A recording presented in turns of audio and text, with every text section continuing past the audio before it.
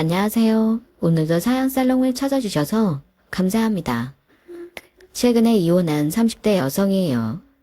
언젠가 읽은 소설에 산동네 아이들이 누가 더 가난한지 내기를 하는 내용이 나와요. 소설 분위기상으로는 분명 코믹한 대목이었는데 그걸 읽은 저로서는 마냥 웃을 수만은 없었어요. 마치 제 어린 시절 모습을 보는 것 같아서 서글펐거든요. 저희 집은 우리 동네에서 가장 높은 곳에 있었어요. 소위 말하는 산동네요. 가파른 언덕길을 턱 밑까지 숨이 차오를 때까지 걸어 올라가야 겨우 도착할 수 있는 그 집에서 저는 부모님과 4살 위 오빠랑 살았어요. 여름에는 언덕배기를 오르느라 땀으로 목욕을 해야 했고 겨울에는 꽁꽁 얼어붙은 길바닥에 연탄재를 뿌려가며 기다시피 걸어 올라가야 했어요. 저희 동네 아이들은 대부분은 불우하고 가난한 집 아이들이었어요. 부모한테 버려져서 나이 든 할머니 할아버지 손에 자라는 아이들이거나 부모가 있어도 부모 노릇을 못하는 술주정꾼의 도박꾼, 심지어 소매치기 전과를 가진 부모들의 자식이었죠. 그래도 저는 꽤 나은 편에 속했어요. 적어도 저희 부모님은 성실하고 열심히 살아가는 분이었으니까요. 비록 배움이 짧아서 번듯한 직업은 가지지 못했지만 이른 새벽에 나가 캄캄한 밤이 될 때까지 몸이 부서져라 일해서 번 떳떳한 돈으로 오빠랑 저를 키우셨거든요. 하지만 생각지 않은 순간에 불행이 찾아왔어요. 아빠가 일하던 공사장에서 사고를 당해 다리를 심하게 다쳤거든요. 결국 그 사고로 아빠는 다리 한쪽을 잃고 말았어요. 그런데 회사는 사고 피해 보상금은 고사하고 보험 처리랑 치료비도 제대로 대주지 않았어요. 오히려 저희 아빠 과실 때문에 공사가 지연돼서 손해를 입었으니 소송을 걸겠다고 울음장을 놓았죠. 회사 측 대리인으로 나온 대형 로펌의 변호사는 어려운 법률 용어를 들어 저희 엄마한테 겁을 주었어요. 아주머니, 상황 판단이 그렇게 안 돼요? 피해자는 그쪽이 아니라 회사예요. 지금 회사가 그쪽한테 소송을 걸면요. 아주머니뿐만 아니라 아주머니 자식들까지 평생 빚 갚고 살아야 돼요. 부모로서 자식들한테 해준 것도 없는데 빚을 떠안겨줄 거예요. 뭐 그쪽 사정도 딱한 것 같으니까 좋아요. 이렇게 합시다. 회사 쪽 손해는 회사가 감당할 테니까 그쪽 남편분 치료는 그쪽이 알아서 하는 걸로 하죠. 차후라도 일절 손해배상을 청구하거나 문제 삼으면 그때는 우리도 소송 진행합니다. 결국 각자 책임을 지는 걸로 하고 협의를 했어요. 하지만 당장 아빠 병원비도 감당할 여력이 없던 우리는 극심한 생활고에 시달려야 했어요. 엄마는 잠자는 몇 시간을 제외하고 온종일 일을 해야 했고 집에는 온갖 독촉장이 쌓여가기 시작했어요. 그런데 더 큰 문제는 아빠였어요. 하루아침에 한쪽 다리를 잃고 혼자서는 온전한 생활도 불가능해진 아빠가 완전히 변해버렸거든요. 평소 술 담배를 하지 않던 아빠는 술과 담배 없이는 못 살게 된 거예요. 눈앞에 직면한 암담한 현실에 현실 도피를 하고 싶으셨던 거죠. 그 바람에 안 그래도 힘든 엄마는 아빠의 욕설과 폭력에 시달려야 했어요. 하루도 집안이 조용할 날이 없었죠. 아빠는 오빠한테 욕설도 하곤 하셨는데 참다 못한 오빠는 툭하면 집을 나갔고 그러다 안 좋은 친구들과 어울려 다니며 나쁜 짓도 하게 되었어요. 그렇게 고등학교 2학년 때 학교를 그만둔 오빠는 주먹질을 하며 살다가 엄마가 교통사고로 세상을 떠나신 후에야 정신을 차렸어요. 난 인간도 아니야. 안 그래도 힘든 엄마 속까지 썩였으니 말이야. 이렇게 일찍 떠나실 줄 알았으면 착한 아들로 살아드리는 건데. 나 이제부터 손 씻고 제대로 살 거야. 엄마한테 부끄럽지 않은 아들로 살 거라고. 하늘에서도 못난 아들 걱정하지 않게 말이야. 그날로 오빠는 그동안 몰려다니던 패거리들과 연락을 끊고 카센터에 취직해 기술을 배우며 돈을 벌기 시작했어요. 이를 악물고 달려든 오빠는 남들보다 일찍 출근해서 가장 늦게 퇴근을 했어요. 독학으로 자동차 정비 관련 책을 보며 따로 공부를 할 정도로 최선을 다해 기술을 익히기에 바빴어요. 이런 성실한 오빠의 모습에 카센터 사장님은 오빠를 친아들처럼 살갑게 대해주셨어요. 오빠가 카센터에서 먹고 자며 기술을 배우는 동안 저는 학교를 다니며 집안 살림을 도맡아 했어요. 엄마 앞으로 나온 사망보상금 덕분에 빚도 갚고 당장 돈 걱정은 없었지만 엄마의 빈자리가 너무도 커서 마음을 잡기 힘들더라고요. 하지만 가장 힘들어한 건 아빠였어요. 아빠는 엄마가 돌아가신 이후로 전처럼 술을 마시지 않았어요. 하지만 넋이 나간 사람처럼 하루 종일 멍하니 하늘만 바라보셨죠. 그렇게 엄마가 세상을 떠나신 지 3개월쯤 지난 어느 날 아빠는 생을 마감하셨어요. 아빠마저 돌아가시자 저는 혼자 그 집에 사는 게 무서워졌어요. 그래서 오빠랑 상의 끝에 집을 정리하고 학교 근처 원룸으로 이사를 했어요. 난생 처음 살아보는 깨끗하고 번듯한 집이었죠. 하지만 그곳에는 엄마도 아빠도 없었어요. 카센터에서 숙식을 하는 오빠가 가끔 찾아오기는 했지만 대부분의 시간은 저 혼자 보냈어요. 이듬해 고등학교를 졸업한 저는 회사에 취직을 했어요. 비록 회사에서 가장 직급이 낮았지만 매달 제 앞으로 나오는 월급으로 생활을 꾸려갈 수는 있었어요. 이전까지는 오빠가 월세랑 생활비를 내주었거든요.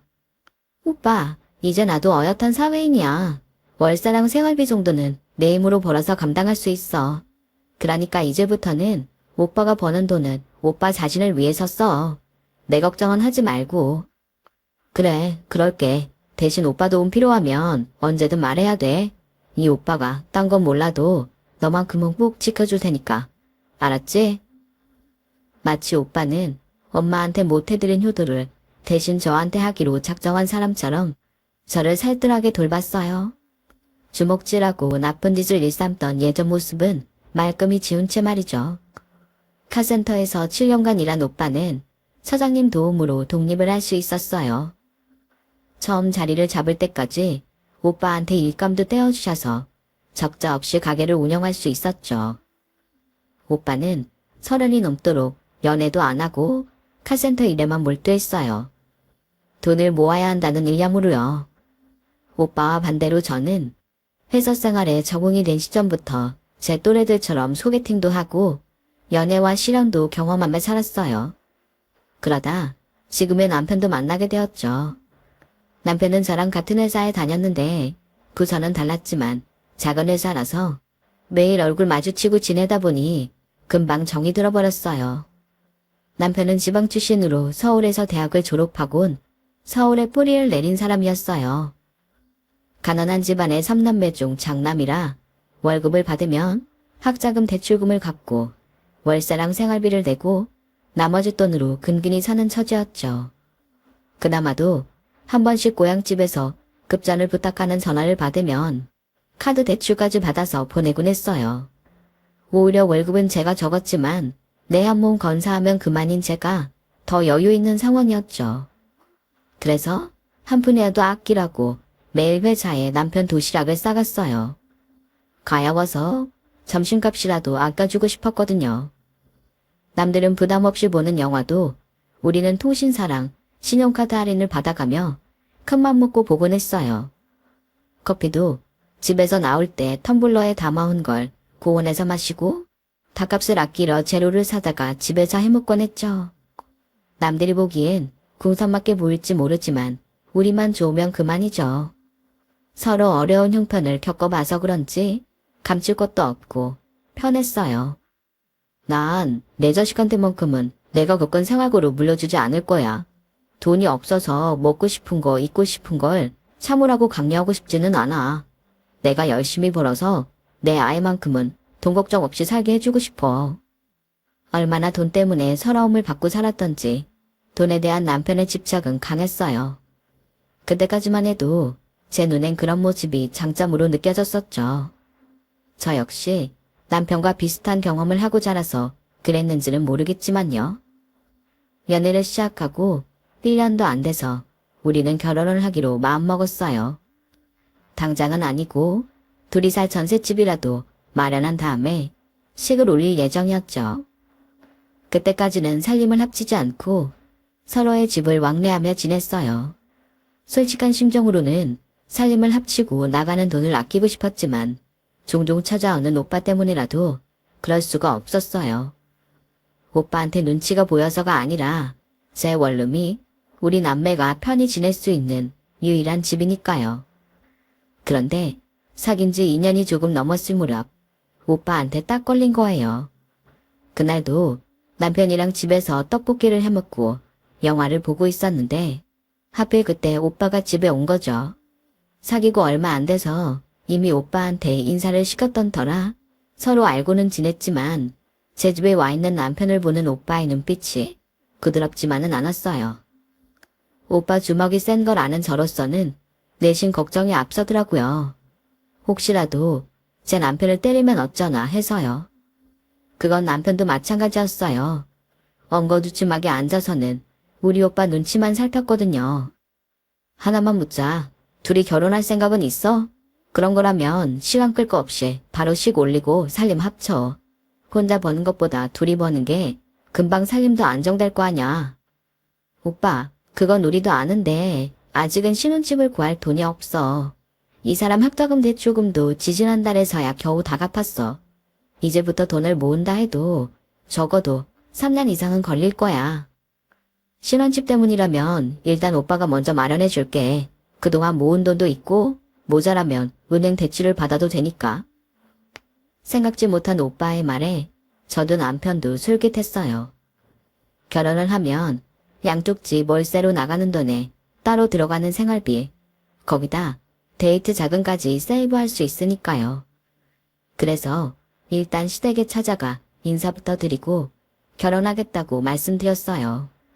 그랬더니 딱히 반대는 하지 않았지만 그렇다고 반가운 기색도 아니었어요. 아무래도 아들 장가 보냈는데 도와줄 능력이 안 돼서 미안해 그러시나 보다 생각했어요. 그런데 다음날 남편이 시내의와 통화하는 걸 들어보니 제가 잘못 생각하고 있었더라고요. 오빠, 진짜 이기적이다. 오빠 대학 보내느라 엄마 아빠가 얼마나 힘들었는지 알잖아. 그럼 오빠도 막내 대학 졸업할 때까지는 학비 정도는 보내줘야지. 오빠 때문에 대학도 못 간 내가 번 월급으로 막내 학비 대하겠어? 오빠가 나한테 뭘 해줬다고 이래. 난 결혼 자금도 모아야 한단 말이야. 상황이 이런데도 그 결혼해야겠어? 아들 노릇, 오빠 노릇도 못하면서? 그 여자가 그렇게 좋아? 가족들 나 몰라라 할 정도로? 암튼 엄마랑 아빠는 오빠 결혼 자금 못 대주니까 할 거면 오빠 돈으로 해. 기집애야, 나도 그동안 할 만큼 했어. 집에서 돈 필요하다는 연락이 올 때마다 카드 대출 받아 돈 보내고 내 점심값까지 털어서 막내 학원비도 보내줬잖아. 그런데도 내가 아무것도 안 한 거냐? 그리고 돈을 모으려니까 결혼을 서두르겠다는 거잖아. 혼자 벌어서는 언제 돈을 모아? 아무튼 난 이 결혼할 거니까 쓸데없는 소리 그만하고 그런 줄 알아. 그놈의 돈은 축복받아야 할 결혼마저도 미안하게 만들었어요. 비록 신의와 언성을 높이긴 했지만 결혼은 예정대로 진행됐어요. 오빠가 마련해준 돈으로 방 2개짜리 전셋집을 얻었고 우리가 쓰던 물건을 그대로 옮겨와서 집을 꾸몄어요. 오빠, 우리 집에 방도 2개나 있으니까 앞으론 자주 와서 자고 가. 그리고 빌린 돈은 열심히 벌어서 꼭 갚을게. 그래서 말인데 아무리 형제라도 동계사는 확실히 해야 하잖아. 온 김에 차용증부터 쓰자.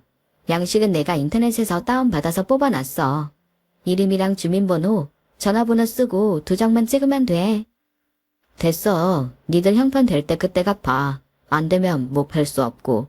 그리고 동생 집에 오면서 도장 들고 오는 사람이 어디냐? 그럼 지장이라도 찍으면 되지. 오빠가 기름 냄새 맡아가며 힘들게 번 돈인데 받아야지 무슨 소리야.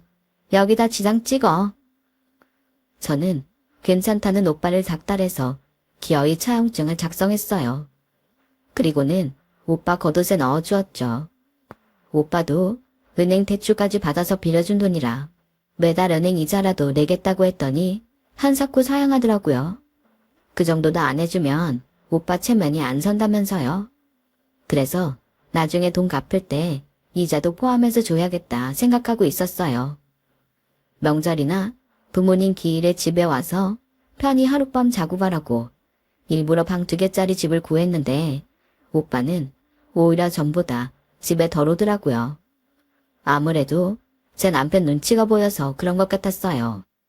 그래서 일부러 더 남편과 함께 오빠 카센터로 자주 놀러 가곤 했죠. 남편도 쉬는 날이거나 혹은 저랑 다투고 갈 곳이 없을 때면 저희 오빠 카센터로 가곤 했고요. 그렇게 자주 드나들다 보니 오빠도 조금씩 제 남편한테 값을 내주기 시작했어요. 목욕탕에도 같이 갈 정도로요. 저희 오빠가 사람들이랑 목욕탕엔 잘 안 가거든요.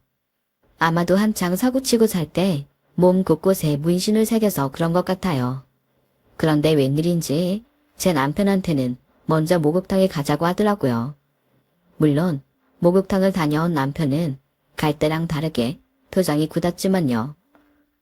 자기야, 형님 혹시 조폭이었어? 보니까 등이랑 양 어깨에 문신이 가득하던데? 조폭까지는 아니고 한때 나쁜 짓 좀 하고 살았어. 손 꺼낸 지 좀 됐지만. 그니까 우리 오빠한테 잘해. 저는 장난으로 한 소린데 남편한테는 장난처럼 들리지 않았나 봐요. 그때부터 저희 오빠를 대할 때 전보다 깍듯하게 하는 게 보였거든요. 나중에 오빠한테 왜 남편한테 문신을 보여줬냐고 물었더니 그러는 거예요. 나한테 겁 좀 먹으라고 그랬다. 그럼 내가 무서워서라도 너한테 함부로 굴지는 못할 거 아니냐? 그렇다고 내가 주먹질할 일은 없지만 어떻게든 제게 힘이 되어주고 싶어하는 오빠의 마음을 알기에 저는 묻지 않았어요. 결혼을 하고 나니 신경 쓸 일이 한두 가지가 아니더라고요. 준비할 땐 결혼식만 올리면 편해질 줄 알았는데 결혼식이 시작이더라고요. 시댁에서 전화라도 오면 통화도 하기 전부터 가슴이 철렁했어요. 이번에는 또 무슨 일로 돈을 보내라고 그러시나 하고 말이에요. 결혼자금은 한 푼도 안 보태주셨으면서 설마다 명절마다 얼마나 바라는 게 많은지 몰라요. 마치 제가 그 집안 금고를 뺏어서 끼고 사는 사람처럼 치부하면서요. 시누이는 툭하면 이런 식이었어요. 그러게 누가 그렇게 일찍 결혼하래요? 언니가 우리 오빠 발목 잡아 채가지만 않았어도 나랑 우리 부모님은 지금보다 훨씬 편하게 살았을 거예요. 그리고 언니 결혼할 때 예단도 안 해왔잖아요. 내 친구 중엔 새언니가 시집 올 때 옷도 한 벌 빼주고 심지어 명품 백을 받은 친구도 있어요. 거기에 비하면 나는 완전 꽝이지. 그러니까 이깟 돈 몇 푼에 시댁에 보낸다고 너무 아까워하지 말아요. 누가 시누이 아니랄까봐 사사건건 꼬투리 잡아가며 사람 속을 뒤집는데 정말 정이 안 가더라고요. 그런데 얼마 뒤 남편이 시누이가 결혼한다고 결혼자금을 대주자는 거예요. 그 말에 열이 확 나더라고요. 자기야, 그건 좀 곤란하지. 우리도 형편이 안 돼서 우리 오빠한테 돈 빌려서 시작했잖아.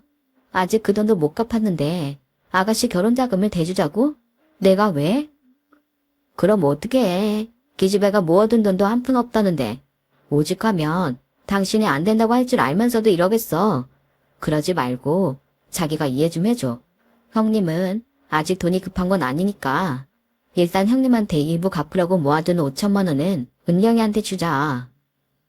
그게 무슨 소리야 주더니 우리가 지금 그럴 형편이야? 우리 오빠한테 빌린 돈 5년 안에 갚기로 한 거 잊었어? 아직 5천밖에 못 만들었는데 그걸 통째로 아가씨한테 주자고? 자기야, 정신 좀 차려. 아, 말이 혼나왔어. 빌려주자고. 아직 3년이나 남았는데 그 안에 돌려받으면 되잖아. 정말이지? 나 그 돈 꼭 받을 거니까 그렇게 알아. 그리고 차용증도 꼭 받아와. 알았어? 시누이가 하루가 멀다 하고 전화해서 돈 좀 해달라고 징징거리는 통에 오빠한테 갚을 돈 중 일부를 시누이한테 빌려주고 말았어요. 그런데 남편이 시누이한테 받아오기로 했던 차용증을 식을 올린 지 한 달이 넘도록 받아오지 않는 거예요. 남편은 매번 깜빡했다는 말만 하고 흐지부지 넘기길래 참다 못해 제가 직접 시누이한테 전화를 했어요. 돈 얘기를 꺼내긴 껄끄럽긴 했지만 안 그러면 영영 못 받을 것 같았거든요. 그래서 어렵게 말을 했더니 글쎄, 어머, 언니 정말 웃긴다. 우리 오빠가 해준 돈을 왜 언니가 갚아라 말아야. 언니가 중간에서 이런 식으로 나오면 나랑 오빠 오해에 금 가는 건 몰라요. 사람 하나 잘못 들어오면 집안에 분란 생긴다는 게 이런 거였네. 암튼 난 차용증 같은 거 안 써요. 오빠가 내 결혼 축의금으로 준 돈을 내가 왜 갚아? 그러니까 앞으로 이 일로 전화하지 말아요. 그게 왜 오빠 돈이라고 생각해요? 거기엔 내 돈이 절반 들어있어요. 게다가 그 돈은 우리 신혼 찍고 할 때 우리 오빠한테 빌린 돈이라고요. 그리고 누가 여동생 결혼하는데 5천만 원이나 축의금을 내요? 상식적으로 좀 생각하세요. 당장 못 주겠다면 기간을 정해요. 아, 몰라요. 난 돈 없으니까 배를 째서 가져가든 마음대로 해요. 신우이는 성질을 버럭내곤 먼저 전화를 끊었어요. 아주 뻔뻔하게 안 갚겠다고 나왔는데 어이가 없더군요. 그런데 생각해보면 이게 신우이 탓만은 아니었어요. 남편이 돈 줄 때 빌려주는 거라고 확실히 못 박았으면 이러겠어요. 평소엔 그렇게 돈에 깐깐하더니 자기 집에 들어가는 돈에는 언제나 유혹에 구는 남편 탓이었죠. 그래서 회사 옥상으로 남편을 불러 물었어요. 신우이한테 돈 줄 때 뭐라고 했냐고요. 뭘 뭐라 그래. 결혼할 때 보태 쓰라고 그랬지. 그거 물어보려고 옥상까지 부른 거야? 당신 제발 좀 그만해. 그가 노천 가지고 날 피말려 죽일 셈이야. 정말 지친다 지쳐. 오죽하면 내가 이러겠어. 아가씨는 그 돈 당신이 축의금으로 준 걸로 알고 있단 말이야. 그래서 갚을 생각도 없고 차용증은 더더욱 못 써주겠대. 이제 어쩔 거야. 말 좀 해보라고. 그 말에 남편은 자기도 놀랬는지 입만 뻥긋거리다 신우이한테 전화를 걸었어요. 그렇게 남매가 5천만 원 때문에 한참을 실랑이를 벌였죠. 결과적으로 신우이는 내 돈이 들어간 딱 절반만 갚아주겠다고 했어요. 오빠 돈은 지가 갚겠다 이거죠. 그것도 언제까지 갚을지는 장담 못한다더군요. 보다 못한 제가 전화기를 가로채 한마디 했어요. 우리도 3년 뒤에 친정 오빠한테 빌린 돈 갚아야 하니까 그때까지는 무슨 수를 쓰더라도 갚으라고요. 사용증도 확실히 써달라고 했어요. 그러자 마지못해 알겠다고 하더군요. 애초에 돈을 빌려주는 게 아닌데 괜히 남편이 고집을 부리는 바람에 이 난리를 치게 됐네요. 결과적으로 2,500만 원이나 축의금으로 낸 셈인데도 신우이는 고맙다는 말 한마디 없이 오히려 성질만 내더라고요.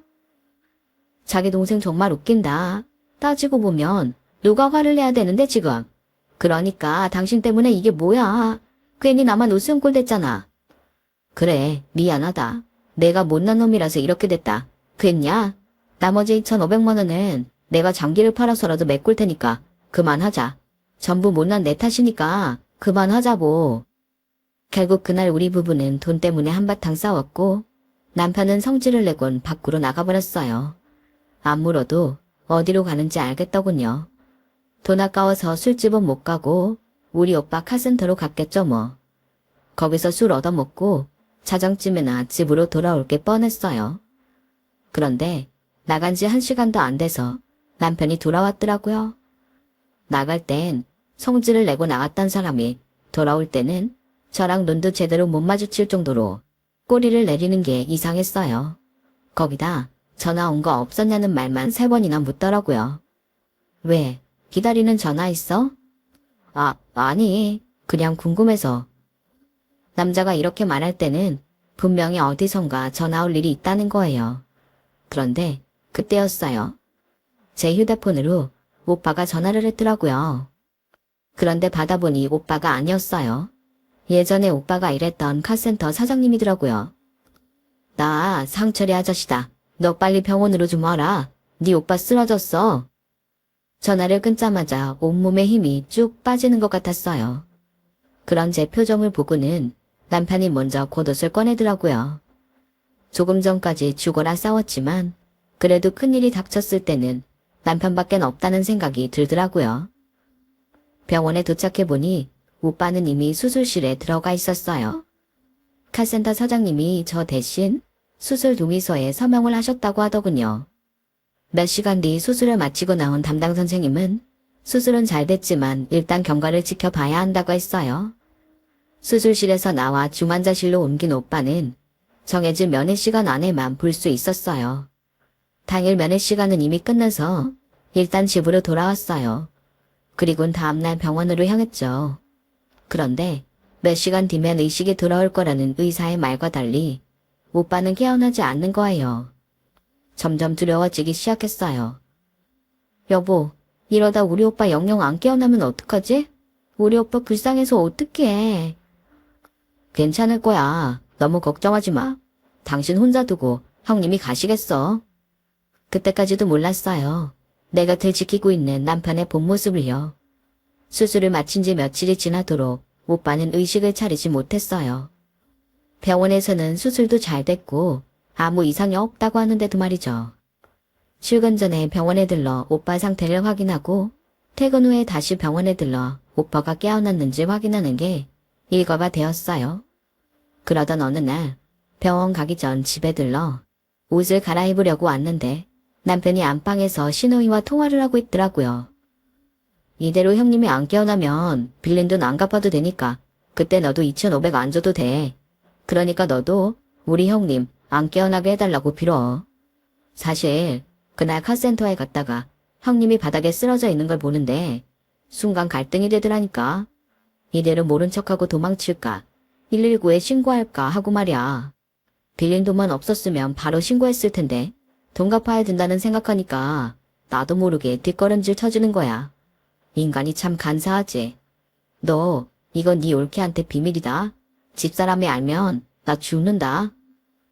순간 온몸에 힘이 빠졌어요. 손에 든 백을 바닥에 떨어뜨리자 그 소리에 남편이 거실로 나왔어요. 그리곤 저를 보고는 얼굴이 하얗게 질려버리더군요. 여보, 다 들은 거야? 네가 그러고도 인간이니? 아무리 돈에 미쳐도 그렇지. 사람이 쓰러져 있는데도 모른 척을 해? 남도 아니고 내 오빠인데도. 그래놓고 뭐? 깨어나지 않기를 빌라고? 인간 쓰레기 같은 것들. 꼴도 보기 싫으니까 이 집에서 나가. 우리 오빠가 해준 집에서 당장 나가라고. 그리고 너 우리 오빠 이대로 안 깨어나면 그때 내가 너 경찰에 신고할 거야. 법으로 널 심판할 수 없대도 내가 너 편히 살게 안 둬. 그러니까 온전히 살고 싶으면 우리 오빠 깨어나길 바라는 게 좋을 거야. 알았어? 남편을 집에서 내쫓은 저는 과장님께 전화해 사정을 말씀드리고 휴가를 얻었어요. 그리고는 병원으로 갔죠. 면회 시간에 맞춰 중환자실에 들어가려는데 간호사가 다가와 병실을 옮겼다고 말해주었어요. 바뀐 병실로 가보니 오빠가 웃으며 저를 맞아주더라고요. 순간 어찌나 기쁘던지 그대로 달려가 오빠를 끌어안았어요. 그러다 이내 눈물을 펑펑 쏟았어요. 내 남편이 한 짓이 생각나서요. 하지만 차마 오빠한테 그 얘기를 할 수는 없었어요. 오빠가 상처받을 테니까요. 그런데 그 자식은 집에 있어. 네 남편 말야. 내가 널 봐서라도 참을까 했는데 아무리 생각해도 도저히 안 되겠어. 그놈이 나 쓰러진 걸 보고 신고도 않고 도망치더라. 그런 놈을 매제라고 믿었다니.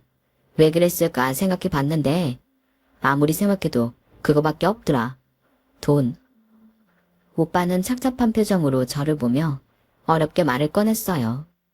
너 그놈이랑 헤어져라. 돈 없는 놈은 내가 벌어서 데리고 살면 그만이지만 돈 때문에 사람 목숨 버리는 놈은 어떻게도 구제가 안 돼. 너 아프다고 다쳤을 때 그놈이 어떻게 나올지 모르잖아. 돈은 잃으면 다시 벌면 되지만 믿음이 깨지면 다 끝나는 거야. 나 그놈 절대 용서 안 할 거다.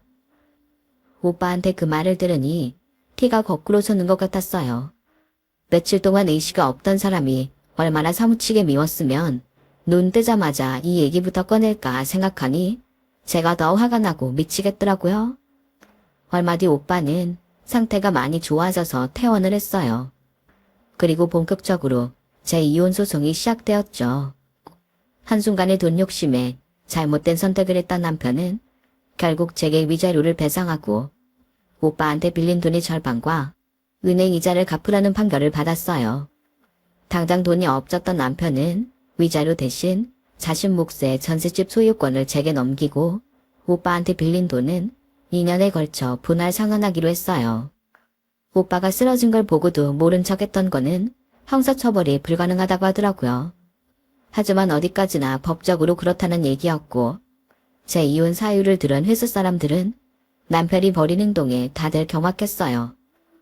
결국 회사에서 버티기 힘들었던 남편은 스스로 회사를 떠나게 되었죠. 돈에 눈이 멀어 인간의 길을 포기한 채로 남편은 가정도 회사도 모두 다 잃고 말았어요. 계산기를 때려보지 않아도 남편이 얼마나 큰 손해를 봤는지는 굳이 말 안 해도 다들 아실 거예요. 사람이 심보를 곱게 써야죠. 여러분께서는 제 전남편처럼 소탐 대실하는 일이 없으시길 바랍니다. 지금까지 제 사연을 들어주셔서 감사합니다. 소중한 가족들과 행복한 하루하루 보내시길 바랍니다. 여러분, 사연 댓글에 응원과 현명한 조언 부탁드려요. 좋아요와 구독은 저에게 큰 힘이 됩니다. 오늘도 좋은 일 가득하세요.